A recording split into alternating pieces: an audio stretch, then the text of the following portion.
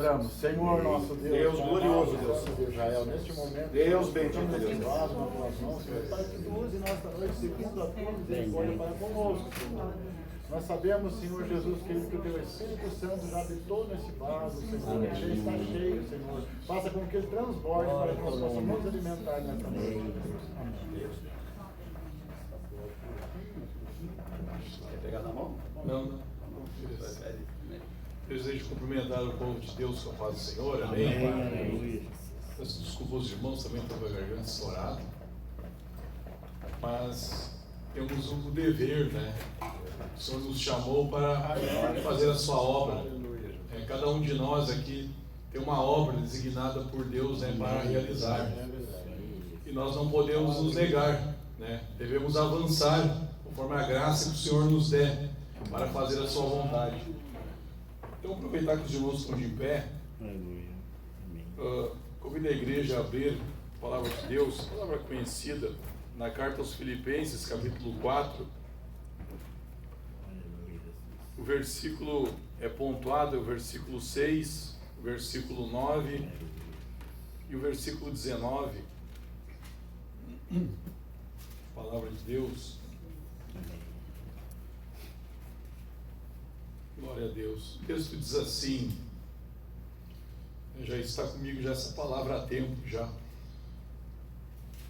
de outras oportunidades no distrito já tenho levado essa palavra do Senhor. Deus bendito. Diz assim: não andeis ansiosos de coisa alguma, em tudo porém sejam conhecidas diante de Deus as vossas petições pela oração e pela súplica, com ações de graça. Amém. E o Deus de versículo 9: o que também aprendestes e recebestes e ouvistes e vistes em mim, isso praticai, e o Deus de paz será convosco.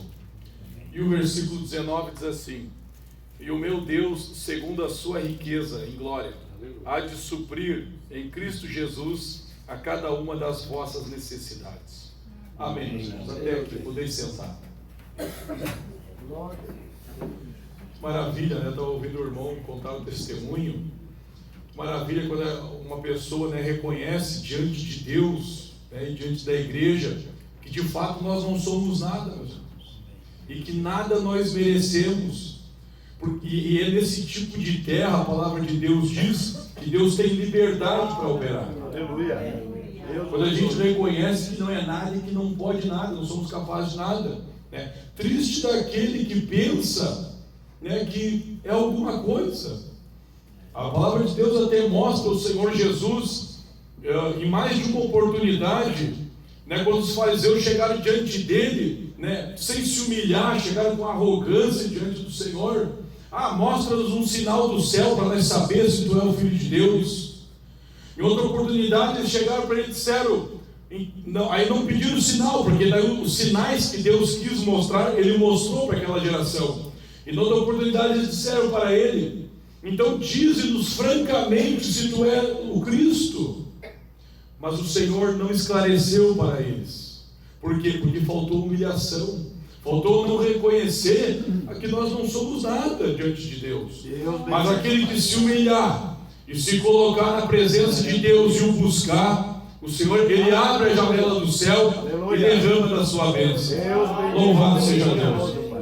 Mas então, esse texto lido aqui da carta aos Filipenses, né, o apóstolo Paulo, ele, cada vez que ele enviava uma carta, muitas das vezes, né, era a resposta de outra carta que a igreja havia enviado para ele com alguns questionamentos. Então essa carta que era enviada posteriormente pelo apóstolo, ela era lida na igreja. E aqui já nesse capítulo 4 dessa carta aos Filipenses, né, esses 3 versículos aqui que foram lidos, né, ele vai de encontro com aqueles irmãos, com aquelas irmãs, não somente daquela igreja de Filipos, mas durante toda a história da igreja, né, é Deus falando com o seu povo, né, é Deus aconselhando o seu povo, né, de como reagir na situação difícil, ou de como agir na situação difícil. Porque todos nós, em certo momento da vida, a gente fica ansioso por alguma coisa. por alguma luta, por alguma prova. Mas então aqui Deus está nos aconselhando, né? E o texto ali diz: não andeis ansiosos de coisa alguma, mas em tudo, porém, sejam conhecidas diante de Deus, né? Pela petição, pela oração, pela súplica, com ação de graça, né? Agradecendo a Deus. E aí Paulo, depois do versículo 9, ele vai dizer: mas o que aprendestes e recebestes, e ouvistes e vistes em mim, isso praticai, e o Deus de paz será convosco. Então aqui já há um condicional para que Deus opere de forma favorável na dificuldade que aquele servo, que aquela serva está passando e está ansioso diante de Deus. E aí Paulo conclui então no versículo 19: e o meu Deus, segundo a sua riqueza em glória, há de suprir em Cristo Jesus cada uma das necessidades. Mas há uma condição: o que vistes, o que aprendestes e o que recebestes e vistes em mim, isso praticai, para que Deus então se torne favorável na dificuldade. Deus glorioso. Então, diante desses 3 versículos, meus irmãos, diante do aconselhamento do apóstolo Paulo, que ele dava às igrejas, ou onde ele pregava publicamente, né, eu acredito que esses 3 são 3 princípios básicos, para que o Senhor então seja favorável para com a sua igreja, para com o seu povo. O primeiro ponto, o primeiro conselho, né, que na verdade é uma ordem do Senhor, eu vejo Paulo aconselhando lá em Atos dos Apóstolos, no capítulo 17, versículo 30, quando Paulo então prega para aquela multidão, e o primeiro ponto de encontro de Deus com aquela multidão que ouve a palavra, a primeira ordenança de Deus dada para aquele povo ali que ouviu, e para todos que ouvirem a palavra de Deus, em Atos 17:30 ele disse, pregando: ora, não levou Deus em conta os tempos da ignorância, agora porém notifica aos homens que todos, em toda parte, se arrependam. É o primeiro ponto para que o Senhor se torne favorável. Louvado seja o nome do Senhor. Porque muitas vezes, claro, aqui é uma igreja idônea, aqui todo mundo é servo e serva de Deus, aqui todo mundo é convertido, está na presença de Deus, mas muitas das vezes, durante o tempo da igreja, as pessoas às vezes se humilham diante de Deus, e Deus ele abençoa, porque ele é abençoador mesmo, né? Ele abre porta conforme o homem se humilha perante ele e busca da sua misericórdia. Mas muitas das vezes a pessoa não leva em conta, né, a sua vida no dia a dia com Deus. Às vezes a gente foca só na bênção, mas como é que eu estou diante de Deus? E é um aconselhamento bíblico. O apóstolo Paulo também, se eu não me engano, na carta aos Coríntios, ele disse à igreja: olha, provai a vós mesmos se estáis na fé, examinai-vos a vós mesmos, se de fato estáis na fé. É no dia a dia, porque às vezes a gente nem percebe, e de repente a gente já até pode se prender no pecado. Deus misericordioso. Porque o cristão, se ele disser que ele não tropeça, a Bíblia diz que ele mente. Mas a diferença de quem teme a Deus e quem não teme é que aquele que teme a Deus, ele não está preso no pecado. O convertido, ele não está preso a nada, ele está livre, está liberto. Mas por vezes a gente tropeça. Louvado seja o nome do Senhor. Então o arrependimento, que fala mais do aspecto mental, da mudança de comportamento de uma pessoa diante de Deus, né? E é evidenciado pela conversão, que é a mudança das obras. Tudo isso se evidencia quando a pessoa está na fé em Cristo, quando a pessoa creu então e tomou uma decisão: de hoje em diante, por causa do Senhor Jesus, da sua palavra, eu abandono tudo aquilo que não agrada ao Senhor. Deus bendito. Louvado seja Deus. Então este é o primeiro ponto diante de Deus. Louvado seja Deus. A nossa vida com Deus, se nós não estamos presos a nada que nos afaste do Senhor.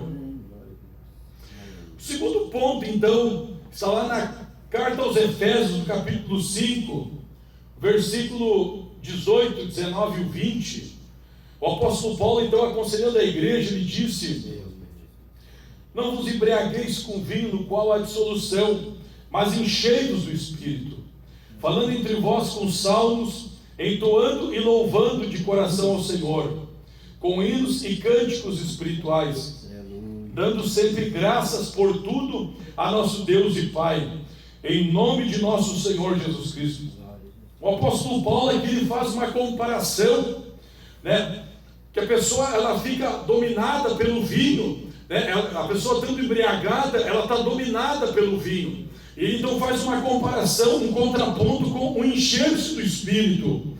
Porque aquele então que enche-se do Espírito, ele é influenciado, ele vai ter atitudes, né, que agradam ao Senhor. Aleluia. Não é apenas na igreja, né, isso é no nosso dia a dia diante de Deus. E ele vai dizer aqui como encher-se do Espírito. E ele fala no versículo 19, falando entre vós com salmos, entoando e louvando de coração ao Senhor, com hinos e cânticos espirituais, dando sempre graças por tudo a nosso Deus e Pai, em nome do Senhor Jesus Cristo. Então, meus irmãos, o segundo ponto, né, depois de estarmos livres, né, de tudo que não agrada ao Senhor, é andar com Deus. Andar com Deus é assim, né, é ler a palavra do Senhor, é ser influenciado pelas coisas de Deus. Também na carta aos Colossenses, né, dando um conselho parecido com esse, ele dá um detalhe ainda a respeito da leitura da palavra. Ele disse: habite ricamente em vós a palavra de Cristo, instruí-vos e aconselhai-vos mutuamente em toda a sabedoria, louvando a Deus com salmos, hinos e cânticos espirituais, com gratidão em vosso coração. Então, a palavra de Deus tem que habitar na nossa mente. Nós temos que ter um momento, a gente precisa se organizar para ter um momento para meditar na palavra do Senhor, né? Para meditar nas coisas de Deus, né? Para procurar tirar uma dúvida na palavra de Deus, pesquisar a palavra de Deus. Meus irmãos, isso é automático, isso faz com que nós sejamos influenciados pelo Senhor. Deus bendito. Louvado seja o nome do Senhor. Então, rapidamente, né, o terceiro ponto que Paulo fala, que me marca, é em 1 Coríntios capítulo 15, o versículo 58, quando diz assim: portanto, meus amados irmãos, sede firmes e inabaláveis, sempre abundantes na obra do Senhor, sabendo que no Senhor o vosso trabalho não é vão. Então, após estar diante de Deus, né, procurar andar com Deus, é servir a Deus, é fazer algo no qual o Senhor o chamou para fazer a sua obra. Se é para pregar, prega a palavra. Se é para o ministério da oração, vai para o ministério da oração. Se é para o louvor, vai para o louvor. Começa a agir nesse sentido, né? Se dispõe, fala para o Senhor: Senhor, eis-me aqui, né? Usa-me na tua obra, usa-me para aquilo que o Senhor tem me designado, né? Se não sabe, pede para o Senhor mostrar, pede para o Senhor revelar, que algo o Senhor há de fazer, para mostrar qual é a obra de Deus para realizar. Meus irmãos, fazendo assim, aquele que agir assim, o Senhor vai ser favorável. No dia da luta, no dia da prova, né, é tranquilidade diante de Deus, né, é tranquilidade, é mais fácil. Mas agora, se a gente teima com Deus, aí a coisa se torna mais difícil. Se o Senhor nos chama para fazer a sua obra, mas a gente tem uma outra ideia: não, mas eu acho que tem que ser outra coisa. Meus irmãos, vai dar problema, vai dar luta, ainda vai se sentir inseguro, porque não está fazendo o que o Senhor mandou. E a Bíblia mostra exemplo muito claro disso. Os irmãos sabem, o profeta Jonas, o Senhor chamou a Jonas, o Senhor falou com Jonas e disse para Jonas: te levanta e vai e prega na cidade de Nínive, e anuncia contra ela que em 40 dias, se eles não se arrepender, eu vou subverter a cidade. Deus, Deus. Mas o profeta, ele tinha uma questão com aquela cidade. Ele tinha grande mágoa com os moradores daquela cidade. Parece assim que o Senhor já o escolheu justamente por isso, para que ele não tivesse que se orgulhar.